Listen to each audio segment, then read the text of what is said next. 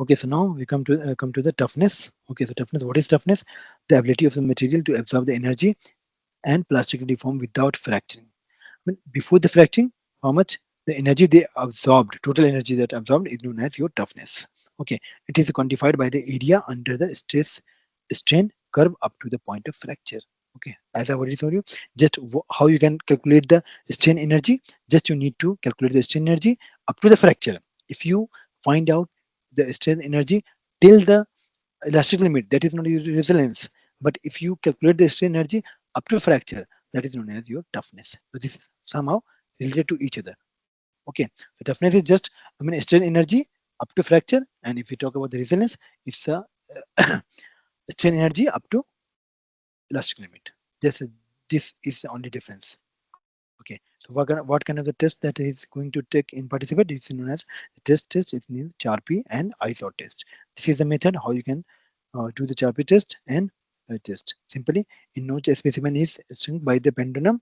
Okay, measure energy absorbed before the fracture. Tougher material absorbs the more energy. Obviously, because it's all about the energy which play the role in uh, strength and toughness, resilience and toughness. If we talk about the tensile test, just as I have done, that you can easily just calculate the strain energy that will be equal to your toughness. Okay. So testing structure is still for the earthquake resistance. This is the example. Okay. If we talk about the izod test, then similar to the Charpy, but the specimen is clamped vertically. This is the only difference. Okay. So tensile test, area under the stress strain curve represents the toughness. I have already made you know, I mean, how you can calculate the toughness, which is a very basic, a very useful, and very common way to find out the toughness. Just calculate the strain energy. I have already made you know. Come to here, this point. So till this point,